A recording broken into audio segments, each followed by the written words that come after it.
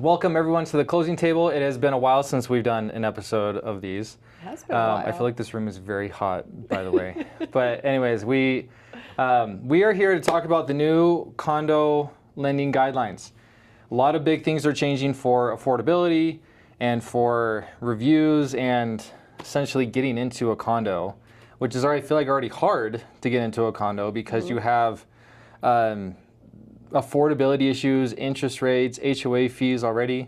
If you are new to the closing table, this is Stacy Catmull with, let me say that again. If you are new to the closing table, this is Stacy Catmull with Luminary Lending, and she is one of the best in the business, if not the best. Oh, well, thanks, Grant. So we're gonna turn the time over to Stacy and just maybe give an overview of what these new condo lending guidelines are. Okay, yeah, for sure. So for those of you who aren't familiar with condo lending and condo lending guidelines, most of the time, the issues that we run into with condos have to do with the HOA. So the HOA is the homeowners association, right? And they have their own rules and they have their own little things that they do to make sure that the property stays kept up, to make sure bills are paid, to make sure things are insured so that your investment is protected. But those things have to be done in a certain way in order for lenders to feel comfortable lending on the condo. So there's been a lot in the news lately about condos. They've had some condo issues. Like, remember that a few years ago, there was like a condo that collapsed in Florida. Okay. Right? Yeah. So, and that's kind of what, made everybody think about condos and HOAs and how they're working.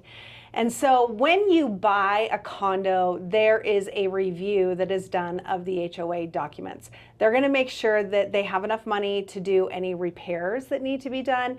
They're going to make sure that they have proper insurance policies. If they're in a flood zone, they're going to make sure that they have flood insurance, all of those different things in order to make sure the condo is lendable and that it's not a big risk for the lender. Now, usually it's never really been an issue. You do a limited review. And that sounds like that's the biggest change, is that it's not a limited review anymore, it's a full review. So for every single loan now, the condo will be a full review. So FHA has already had condo guidelines and they have to be FHA approved. But with condos, with a conventional loan, you could get around the full review with a limited review. Now all condos, regardless of whether you're doing a conventional loan or an FHA loan, will have a full review. So is it safe to say that if a condo is already FHA approved, it probably won't be a problem getting financing with these new guidelines? Yeah, most likely, because Okay. they're going to at least be meeting FHA guidelines, and you are going to be able to do an FHA loan, worst case scenario, right? So if a community is already FHA approved, do they usually have the reserves needed for these new conventional. guidelines? Yeah. And I honestly don't know that. I don't know what the FHA reserve requirements are. But if it is FHA approved, FHA is usually, you could always do an FHA loan, right? If you needed to on the condo. But this is more affecting conventional loans. And the biggest issue that we're seeing is that in order to close on a condo, the HOA has to have a 10% reserves budget. Right now, starting in January, that reserves budget's going up to 15%. So it's an additional 5%. And there's a lot of condo associations, especially the ones who have been around for a while, who struggle to even keep the 10% reserves. Now, if the HOA doesn't have the 15% reserves, and we're trying to sell a condo, what happens? They'll have to pay cash. So you can't even go conventional? No, you can't go conventional. So this is a conventional guideline. That's what makes it different. It's not FHA. This is a conventional guideline. So if a condo does not have 15% reserves in their HOA, you have to go cash. Can you go conventional if it's like 10 to 20% down? No, that's where the difference is, because you used to be able to do that limited review if you had 20% down, but now it's a full review regardless of how much money you have down. So if the HOA doesn't meet the reserves requirement, you cannot purchase a condo with a conventional loan. Wow, it's a big deal. That's not great, because I had that Provo one last year, right? Mm-hmm. Where we unfortunately were unable to sell it, but I remember that somebody was trying to go FHA because it wasn't FHA approved. Right. I think there were more than 50% of the units were rented out, and that's why we couldn't go FHA. But even then, they probably don't have the reserves. Right. And so even then, that I tanks, remember that condo, and you're right. They probably didn't have the reserves. That tanks equity for these poor condo owners. Yes. Now, I think the important thing is not necessarily to be like, stay away from condos, don't sell condos, don't buy condos. I think it's more important to make sure that buyers are informed. And I think it's also important to inform the people who now are your clients who are living in condos. Because in order to reach, I mean, eventually those condo projects, I mean, they're going to adjust. The HOAs are going to adjust, right? They're going to get to the point where they have the 15% reserves, because otherwise nobody's going to be buying their condos, so they're going to have to make an adjustment. But there's a couple things that people who live in condos right now could affect them, is that their HOA fees may be going up because the HOA has to build those reserves, right? Yeah. So that's something that I think you should reach out to your clients. For a lot of them. Yeah. Like a lot of them right now, that I'm listing anyway, is like $275 a month for 2 of them, and then one of them's $220. Yeah. So it may affect affordability for sure. So I think it's important to let our clients who are in condos now know that this may be something that may be coming, and they need to reach out to their HOA and find out how they are handling this. Also, because if they are looking to sell in the future, which almost all condo owners are, they need to know how their HOA is going to be handling it, because they do have a say with their HOA, right? So they need to be working with their HOAs to make sure that they're meeting these guidelines. Now, the second thing that I think is really important is that if you are a real estate agent and you're representing a buyer with a condo, do all of your HOA homework up front, right? Reach out. I feel like sometimes as real estate agents and even as lenders, right, we go in with fingers crossed that the condo is going to be approved. You know what I mean? Or that there's not going to be any issues with the condos. But if I were a real estate agent right now, if I had condos that were listed or that I am listing, I would definitely reach out to the HOA. I'd get a copy of their budget. I'd get a copy of their master insurance policy and make sure that those two meet the guidelines of the lender. Okay. So just so you can be upfront about it, right? So when you're listing it, oh yeah, we can close a conventional loan on this. Because if you're like, that's just going to be a question now, starting in January. If you have clients who are in condos and they have so this is the third thing I would do as a real estate agent. If I had a condo, or if I had a client that was in a condo and in the past they have reached out to me and asked me about selling their condo, I would get it listed as soon as possible. Just try to offload it? Just try to sell it now, because we have until January before the new guidelines are kicking in, right?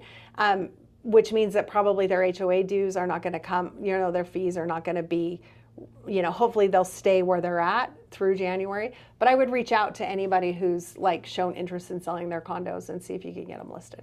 Now, these new guidelines were announced in July. That they were going to take effect in January? They're going to take effect in January, right. Yes. But they and were I don't think announced that anyway. People need to be fire selling condos, right? They just need to be informed. Yeah. Just know ahead of time kind of what you're getting yourself into as far as if you do sell it, what are the requirements that a buyer is going to need. And right now, I feel like it's very much a buyer's market for condos, which is important for homeowners to know, is that when you sell it, there's a lot of hoops that you'll have to jump through as a seller to get a buyer to do it. So right now, in Provo, I have a listing at $290, right? And there are over 30 condos for sale in all of Provo under $300,000. Wow. That's a lot of inventory. Wow, that is. And 5 are under contract. So 30 active and 5 under contract. So you really have one buyer per 30 units. Yeah. Is what it feels like. Wow, that's crazy. And so that's where I feel for a lot of sellers where they are already trying to sell, but because of interest rates, it's already been really hard with affordability. And then on top of that, you finally have a property that's low priced, right? Yeah. But then it has an enormous HOA fee. Yeah. So and you that think hurts a buyer, affordability. Yeah, well, you have buyers that afford $315 or something, or $300, but then the HOA comes and says, oh, the HOA is now $300 a month. Right. That disallows someone to buy the condo because they can't afford it anymore. Well, and I do always caution my buyers, when I have somebody buying a condo, I let them know, hey, your HOA fee, it can always go up. So we're approving you based on this HOA fee, right? And you're looking at affordability based on this HOA fee. But anytime you have an HOA fee, it can go up. They can add a special assessment or, whatever it is. And so I think like I said, I don't want to say like, oh, never buy condos or never do this, but I think that being informed when you buy a condo is more important now than it ever has been. Yeah. I think condos definitely have a place for a lot of people. It's just starting out, right? And then building equity over time, and you can even rent it out after you live in it, depending on the HOA requirements and things like that, right? But it's interesting that they're making all these guidelines when it's already been kind of It's difficult kind of an for a buyer interesting time buy to do one. it, isn't it? Yeah. Yeah. It's the timing, I feel like, is weird.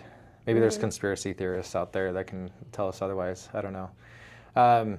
Yeah. So so for a buyer, you would still advise them to buy a condo if they can? Is what do you think? I don't know, but I feel like I kind of have a little If it bit fits of their a lifestyle. I mean, think you're buying a lifestyle. I think if it fits their lifestyle, I personally don't feel like. I mean, if you can buy something that's not a condo, like if you have that opportunity, then I think you should always like go for the townhouse, right? But if really a condo is all that, like, is the only option you have, I still think it's better than renting. Yeah. Right? But I just think you have to go into it like being really informed, making sure like they have an agent like you who isn't just trying to sell them on whatever they can buy, right? But is telling them like, hey, here's the stipulations, here's what you need to look for, here's what you need to know about condos, because they are a little bit more risky than other properties. And that's why the lenders are putting these regulations on them, right? Because the lenders are trying to protect their investment. Like their goal isn't necessarily to make housing more affordable for you. It's to help them protect their investment. And so, when it comes to condos, like they are a little bit more of a risk than like going out and buying a townhouse. Do you think that in the future it'll lead to more HOAs, townhomes, even single family communities that have an HOA, that they'll be more strict on them? Well, they'll have to adhere to these same guidelines? I really don't know. I would say right now we're not really at risk of that. I mean, I'm just talking about like what I think and what I've heard. I think just in general, condos have gotten a bad name, a bad rap over the last couple of years. I think people are, like I see the Facebook chats, right, where so many people are tired of multifamily. They want more single family. Yeah. And the government has come in and they said, we want high density because we have so many people that need housing, but the people that want the housing don't want this kind of housing. But it's what's available though. It was interesting. I don't know if you should share this or not on your video, but okay. I'm just telling you as it was interesting because we went to UAMP. We had like a panel with like the legislatures that are over housing and affordable housing. Over like the national... Over state of Utah. Oh, state of Utah. And it was interesting because their whole thing was condos. We're going to start building all these condos and making them more affordable. You're going to be able to get into a condo for like $300,000. And then all of the loan officers were like, why? Do you have any idea what the implication is for HOAs? Like with HOA fees on condos? Like they really didn't even know that like a $290,000 condo could have a $450 a month HOA fee, which makes it completely unaffordable. So I thought that exchange was really interesting because you are right. Like they are introducing condos for like affordable housing, but a lot of times they don't really end up being more affordable because they have the huge HOA fees. Yeah. And I don't really know what the solution is to that because you have to have something that's affordable for people, right? And then the HOAs really aren't the bad guy either because they're just trying to upkeep the property. I mean, basically, you're buying an apartment. Well, things go up in value. Like insurance goes up. Yeah. The maintenance for the grounds goes up. Yeah, the like water, sewer, and like trash when you're go up. when you're replacing a roof, like the HOA is paying for that. You know what I mean? So it's like there's expenses to upkeep the property, just like there is when you buy your own house. And I mean, you kind of think of it, and it's like, okay, well, an HOA fee, like it usually includes the master insurance policy. Right? So you're saving there. You just need to have like a renter's policy to cover your own belongings. Some HOAs include like your internet. And so you're saving there. But I mean, if I could move into a house and be like, hey, it's going to cost you $275 and we're going to make sure everything is kept up, like maybe it's not as bad of a deal as we think, right? Like I'm kind of having a little epiphany here in my own mind. But it's like, wow. It's like, because you move into like that townhouse or you move into a single family home and you're like, wow, anything could go wrong. You know, like you don't know. Yeah. And I mean, basically, you're saying, well, here, you pay this $275 HOA fee, and for the most part, like we're going to cover at least outside repairs. You know. Yeah. So maybe it's not as bad of a deal as you think. You don't know. You never know. But Yeah. I think like condos are definitely like a lifestyle that someone has to consider, and it's better than renting, Yeah. in my opinion. It's you actually own You something. just got to get into the market somehow. You just get into the market. It's a feeder type, it's a starter home type thing. Yeah. Right. Do you think that because of these guidelines that maybe FHA or more communities will be open to having them be rentals?